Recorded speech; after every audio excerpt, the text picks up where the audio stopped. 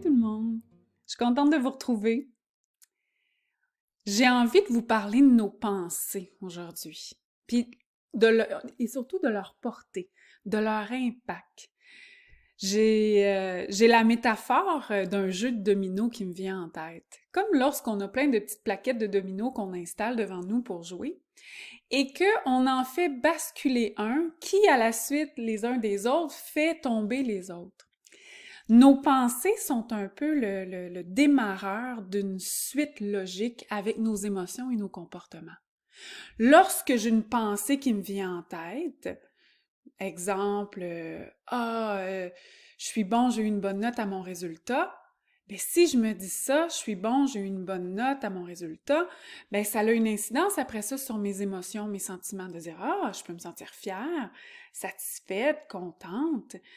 Et après ça, si je me sens satisfaite, contente, ben ça a un impact sur mon comportement puis mes actions.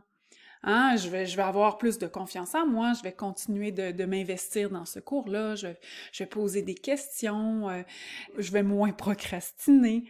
Alors, c'est une suite causale, un peu comme un domino. Lorsque j'ai une pensée, je dois avoir en tête toujours que ça a un impact sur mes sentiments, mes émotions, qui après ça ont un impact sur mes actions et mes comportements. Là où ça devient peut-être un petit peu plus pernicieux, c'est qu'on a des pensées qu'on appelle distorsionnées, hein, des distorsions cognitives. Distorsion, ça veut dire que ce ne représente pas la réalité, hein, quelque chose qui est déformé. Cognitive, ça veut dire de nos pensées. Il y a une psychologue québécoise qui a rebaptisé les distorsions cognitives en disant un 2 plus 2 égale 9. Hein, 2 plus 2, ça donne 4. Mais dans notre tête, 2 plus 2 égale 9 peut être l'équivalent d'une distorsion. C'est-à-dire qu'on additionne des choses dans notre tête, mais on leur fait pas égaler la réalité. On la distorsionne juste un peu. Hein, c'est pas 2 plus 2 égale 172, ça, ce serait flagrant que, ça fonctionne pas. Mais 2 plus 2 égale 9, un 9, des fois, ça ressemble à un 4, hein, selon comment on l'écrit. Alors, des fois, c'est ça qui est pernicieux. On en fait tous des distorsions cognitives, on en fait tous des 2 plus 2 égale 9, mais lorsqu'on s'en aperçoit pas, ben comme un jeu de dominos, ils ont un effet sur comment on se sent, puis ils ont un effet après ça sur comment on va agir. Je vous donne un exemple concret. Admettons que dans les faits, vous venez de recevoir un travail qui est annoté, que ce soit de votre patron ou que ce soit à l'école, au cégep, à l'université, et vous n'avez pas la note que vous vouliez. Hein? Vous avez la note de 55%. D'emblée, une pensée distorsionnée qui pourrait monter dans la tête pourrait être « Ah, c'est ça, je vais échouer ma session, j'y arriverai pas. » Si je me dis ça dans ma tête, c'est ça, j'y arriverai pas, hein, je vais échouer ma session, comment je vais me sentir si je me dis ça dans ma tête? Probablement que je vais être stressée, je vais être un peu aussi désespérée, impuissant, hein, je peux pas rien faire, je vais échouer ma session. Mon estime de moi va aussi être diminuée, je vais perdre la motivation. Alors, si je me sens moins motivée, désespérée, impuissant ou stressée, ben comment je vais avoir tendance à agir? Ben ça se peut que si je me dis si je vais échouer ma session, à quoi ça sert? Ben je vais arrêter d'aller à un cours sur deux ou je vais moins me forcer, je vais faire les exercices à moitié. Et ça représente bien cette chaîne causale-là. Tandis que, et là je vous projette à l'écran en même temps l'exercice que je vais vous jumeler à cette capsule, si on fait l'effort de revenir à notre pensée, d'identifier et de dire « Ah, premièrement, oui, je fais une distorsion cognitive. » Qu'est-ce qu'on fait dans ce temps-là? Premièrement, on respire puis on se dit c'est normal d'en faire, mais j'ai pas le goût de vivre cette chaîne causale-là de dominos en moi, donc je vais retourner aux faits un petit peu plus haut. C'est quoi déjà que s'est passé? OK, c'est un examen, c'est un travail qui valait pour 15%. Hein, on va relativiser, c'est pas 100%. J'ai déjà remis un autre 20% où j'ai eu 75-80. OK.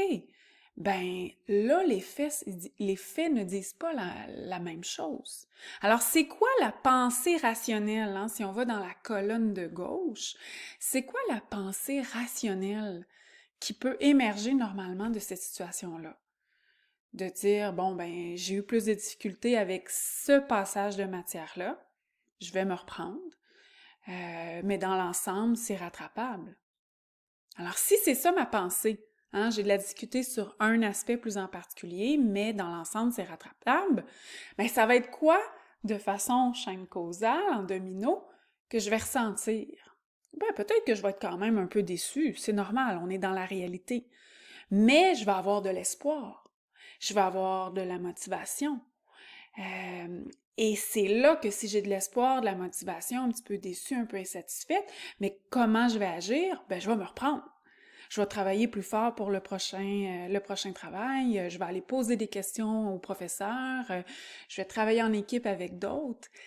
Et c'est là qu'on a totalement, autant dans la colonne de droite que de gauche, deux situations totalement différentes qui partent en haut de faits communs. Alors, c'est là que, lorsqu'on prend conscience que nos pensées peuvent avoir cet impact-là en nous, ben on est un petit peu plus vigilant. Puis on refait ces étapes-là pour nous ramener vers l'étape de gauche. Ça s'applique à toutes sortes de situations, hein, parce que des distorsions cognitives, il y en a de toutes les sortes. Hein, je vous donne un autre exemple. Admettons qu'une fille est avec son chum, puis il marche sur la rue, puis il y a une belle fille qui passe. Puis son chum, rapidement, il fait juste détourner les yeux, mais il revient à la route, puis il continue la conversation. Quelle est la pensée distorsionnée que la jeune fille ou la fille pourrait avoir dans sa tête? Hein? Des fois, je vais entendre certains dire « Ah ben c'est ça, il la trouve plus belle que moi ». Si je me dis ça dans ma tête, si cette personne-là, cette fille-là se dit dans sa tête, c'est clair qu'elle trouve plus belle que moi. Et là, des fois, on fait même un peu de... On va un peu plus loin, tout d'un coup, qui préfère être avec quelqu'un d'autre, etc. Et là, on rentre dans notre faille de doute. Hein, les distorsions cognitives, on les fait souvent lorsque on a une petite faille à l'intérieur de nous au niveau de notre estime ou au niveau de principes qu'on s'est fait enseigner. Hein, alors, si cette fille-là se dit, c'est clair qu'elle trouve plus belle que moi, ça va être quoi ces émotions qui vont être engendrées? De la peur, de la jalousie, de la tristesse, peut-être de la colère, ça dépend un peu de la personnalité de chacun. Si certains ressentent plus de la colère, de la jalousie, de la tristesse, mais comment ils vont avoir tendance à agir ensuite? Il y en a qui vont nous faire le très célèbre boudage. Et là, son chum va dire « Ça va? Oui, tout va bien. » Hein? Et il y en a peut-être qui vont dire « Ben c'est ça », qui vont se mettre à l'engueuler. Il y en a peut-être qui vont se renfrogner vers eux-mêmes, qui diront plus rien. Et au final, c'est parti d'une distorsion, hein, d'un 2 plus 2 égale 9 qu'on n'a pas fait égaler la réalité. Alors là, on fait temps mort, on revient, on remonte dans les faits. Ben oui, on a passé, le regarder brièvement, c'est peut-être juste un réflexe, peu importe, puis même si elle trouvait plus belle, ça n'enlève rien à ma valeur. Alors, ça serait quoi la pensée rationnelle? Ça serait quoi le 2 plus 2 égale 4? Ben, je ne sais pas pourquoi il l'a regardé, c'était peut-être un réflexe. Est-ce que c'est important? Non. Et c'est là que, selon ces pensées-là, les émotions vont être ben, peut-être de l'indifférence ou de la curiosité. Hein, si je ressens de l'indifférence, ben, comme comportement, je vais continuer ma marche et ma conversation tout simplement avec mon amoureux. Si je ressens de la curiosité, ben, je peux poser la question, « Ah, t'as connaissais-tu? » Puis il va dire, « Hein? Quoi? Non? Hein? De quoi tu parles? Oh, rien. » Alors, c'est là où on peut recadrer à l'intérieur de soi ces pensées-là, juste en faisant ce petit chemin-là. C'est sûr que d'emblée, des fois, on va avoir tendance à retourner dans nos bottines, hein, à refaire la même distorsion, mais c'est pas grave. Juste le fait de s'en rendre compte, de dire, là, de revoir nos dominos, de dire, ah oui, je m'en vais, et de dire, c'est quoi que je veux vivre? La situation où je boude, où je suis pas bien, où j'ai de la tristesse, ou la situation où je suis plus dans la réalité? Et là, attention, je suis pas en train de vous dire de vous mettre des lunettes roses. Alors, on met pas des lunettes roses, on met pas des lunettes noires, on met des lunettes translucides. Hein? Cet outil-là, pour revenir à nos pensées, c'est un outil qui nous ramène dans la réalité. Et lorsqu'il y a une situation qui nous amène des émotions négatives, que c'est normal, un exemple peut-être un petit peu plus difficile, quelqu'un qui aurait perdu son ami par suicide ou dans un accident de voiture, ben ça se peut que la pensée rationnelle soit comment ça, il a fait ça, je comprends pas, si c'est un suicide ou ah, je l'aimais, et que là, ce soit des émotions qui sont tout à fait normales, qui sortent de la peine, de la colère. On les vit dans ce temps-là. Hein, la première question à se poser, c'est est-ce que mes émotions viennent d'une pensée qui est rationnelle ou irrationnelle? Si ça vient d'une pensée rationnelle, qu'est-ce qu'on fait? On les vit, tout simplement. On les évacue. C'est normal de le vivre. Toutefois, si on a des émotions négatives ou positives, hein, si on n'est pas dans la réalité des deux bords, ça peut être aussi néfaste. Mais si on a des émotions, je reviens avec mon exemple de l'ami qui aurait pu avoir un ami qui s'est suicidé. S'il se dit, c'est ma faute, j'aurais dû être plus là. Oh, ça, c'est une grosse distorsion cognitive. Hein? Là, c'est un 2 plus 2 égale 172. Et là, l'effet domino peut être encore plus grand, hein, comme un tsunami. Parce que si je me dis, je me sens coupable, c'est de ma faute, ben, c'est de ma faute, ça l'entraîne de la culpabilité, peut-être de la frustration envers soi, de la colère, et peut-être dans mon comportement, je vais être amenée à m'isoler, à plus me faire confiance. Tandis que de l'autre côté, j'ai de la colère, de la peine, mais je n'ai pas de la culpabilité. Et je la vis, je la pleure, je la nomme, je la questionne, mais d'un côté, c'est sain, de l'autre côté, ce l'est pas, parce qu'on part pas d'une pensée qui est rationnelle. Alors, je sais pas si vous voyez un peu l'impact que ça peut avoir des deux côtés. Et ça peut aussi être, quand je vous dis qu'on peut mettre des lunettes roses, hein, c'est pas mieux s'il y en a qui se disent « Ah, peu importe ce que je dis, moi, mes amis vont toujours m'aimer. » Oh, attends, t'es-tu dans la réalité? Hein? Ou « Ah, ce prof-là m'aime, c'est sûr qu'il va me donner une bonne note. » Attends, est-ce que c'est une distorsion cognitive? Parce qu'on peut également surfer sur des fausses émotions positives.